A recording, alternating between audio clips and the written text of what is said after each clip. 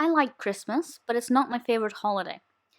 However, one thing I do really like about Christmas, particularly but not exclusively in the run up to Christmas, are the films. I do love a Christmas film any time of the year. And Chasing Christmas is actually one I watched probably about 3 or 4 months ago in the height of summer. And I thoroughly enjoyed it then, and I still thoroughly enjoy it now on reflection. Chasing Christmas was released in 2005, directed by Ron Oliver and written by Todd Berger, or Berger, I apologise if I got that incorrect.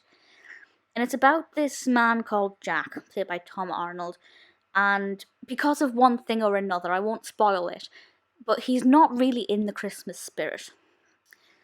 So, the ghost of Christmas past visits him, but accidentally leaves him stranded.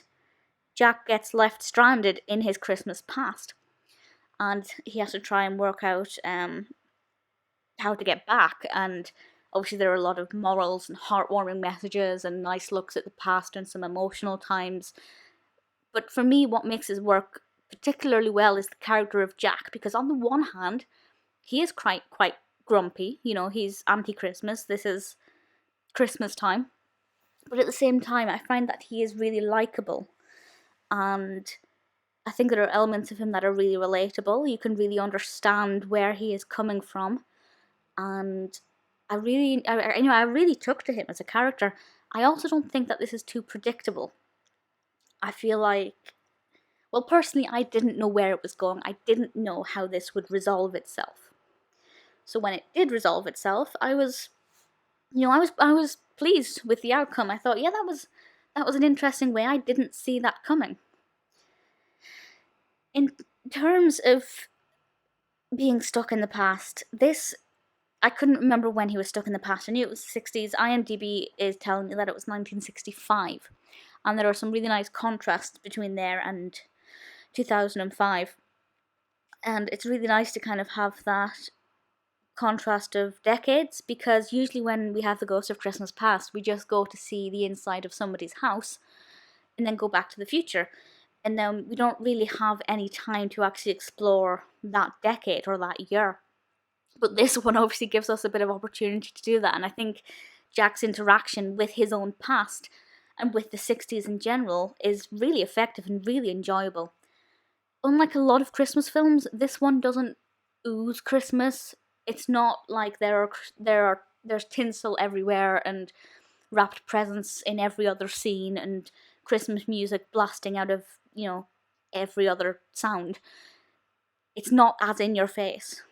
But obviously as the narrative develops, you can kind of imagine what would happen. So I think it does that really well, and it doesn't throw it in your face. And I feel like that's really important when we're taking this journey with Jack, because he would instantly repel all of that. So I think they really thought about that. I assume that was a conscious decision. I do love films where we have Christmas, past, present, future, whatever.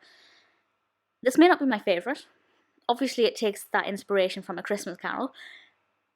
But Scrooge never got left in the 60s, although that would have been a really interesting Ghost of Christmas Future series. I do think Chasing Christmas is a lot of fun. Not too keen on the title. I don't know why, because it's not a bad title. I just don't think it's a very captivating title. But nevertheless, I will not judge a film by its title, even though I'm pretty sure we all do most of the time. Chasing Christmas is a delight. I think you will really enjoy it. It will start to get you in the mood for the Christmas spirit. It will warm your heart. And I think it's perfect any time of the year.